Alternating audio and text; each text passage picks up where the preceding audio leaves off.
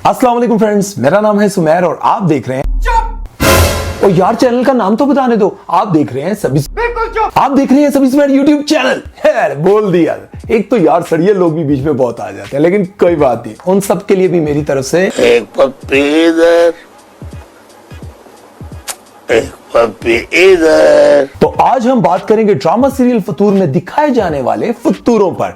तो पहले हम चलेंगे ड्रामा सीरियल फतूर की कुछ गलतियों और भोंगियों की तरफ और बाद में हम बात करेंगे इस ड्रामे की कहानी पर। तो पहले चलते हैं बोगियों की तरफ। ड्रामे का आगाज होता है और कॉलेज दिखाया जाता है और कॉलेज के बाहर दो लड़कियां दिखाई जाती हैं जिन्होंने सफेद यूनिफॉर्म और पीटी बूट्स पहने होते हैं। अब इनको देखकर तो ये कॉलेज गर्ल बिल्कुल नहीं लगती, किसी गवर्नमेंट अस्पताल की नर्सें जरूर लगती हैं। हाँ, लेकिन फिर इनको देखने के बाद मुझे ये सोच आती है कि यार इस उम्र में तो नर्सें भी भर्ती नहीं होती, क्योंकि अगर गूगल पे इनकी एज सर्च की जाए तो ये 32-34 साल की तो शो होती हैं, असल में 38-40 की तो होंगी। इतनी बड़ी उम्र की एक्ट्रेस को अगर आपने कॉलेज गर्ल ही दिखाना था तो फिर एना नु तो कहा देना सी, सानू पसंद भी है।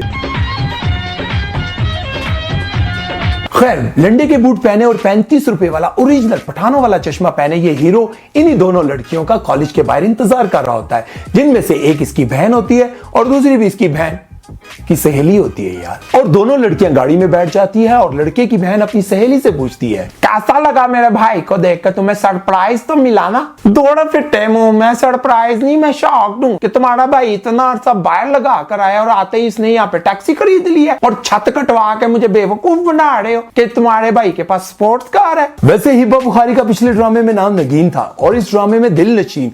मुझे लगता है अगले ड्रामे में रंगीन होगा। वैसे कोई बात नहीं, अगर रंगीन हो तो अच्छी बात है, और रंगीन और हम रंगीन मिजाज।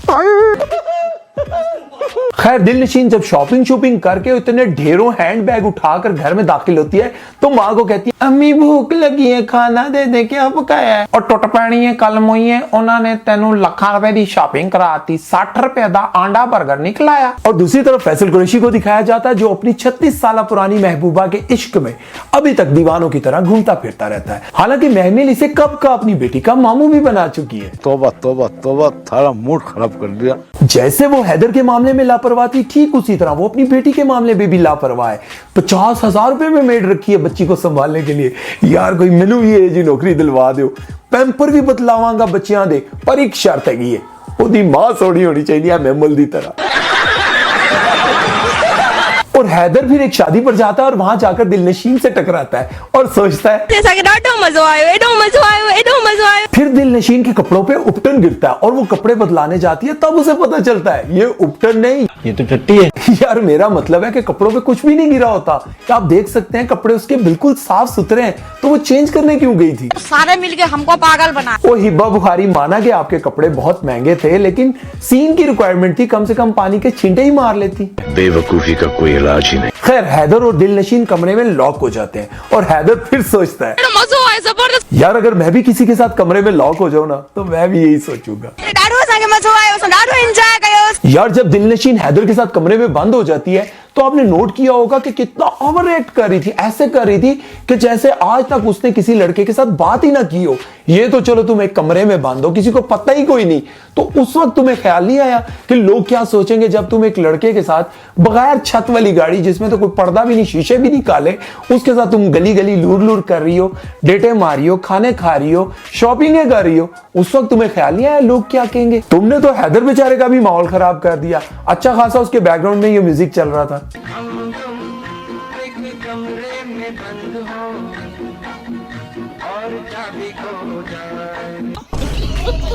और ऊपर से ये बोगी देखो, जब वो कमरे में होती है तब उसने ये वाले जूते पहने होते हैं और जैसे ही दरवाजा खुलता है और कमरे से कदम बाहर रखती है तो जूते बदल जाते हैं। जादू।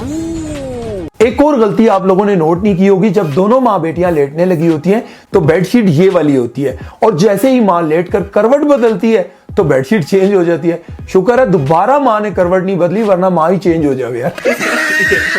खैर, दिलनशीन ने हैदर को अंकल तो कह ही दिया, लेकिन हैदर घर जाने के बाद यही सोचता रहा।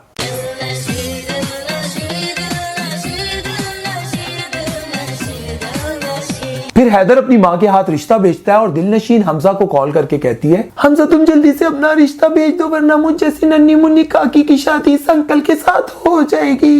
लेकिन हमजा का बाप साफ इनकार कर देता और हमजा अपने पूरे घर वालों को कहता है, दुश्मन।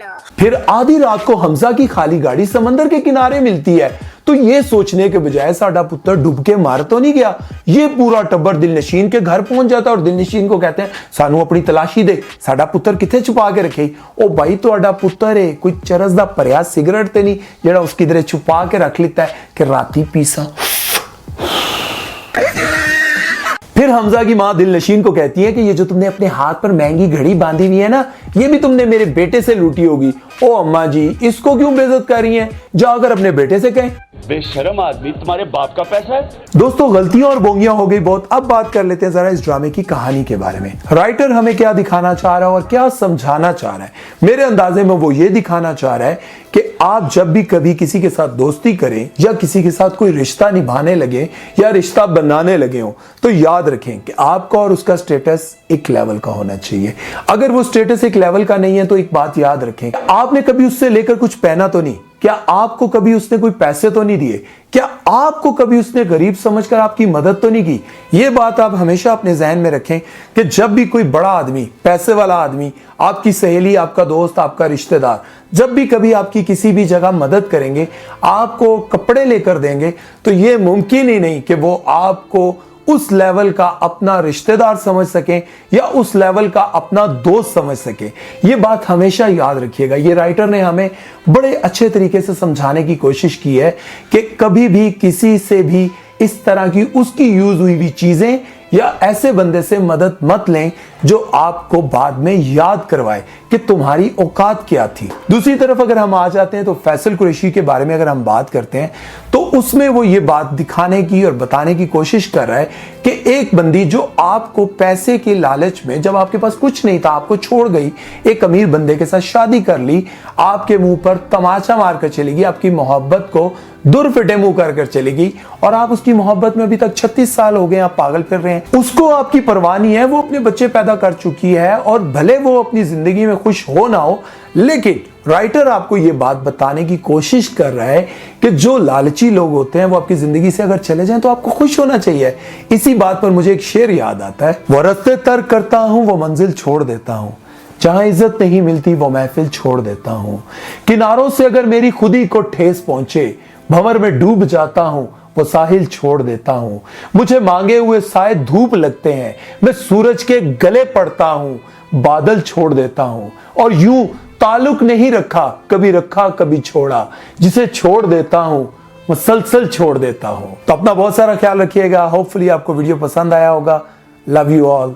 अल्लाह हाफिज। हाँ, दोनों चैनल को सब्सक्राइब कर देना।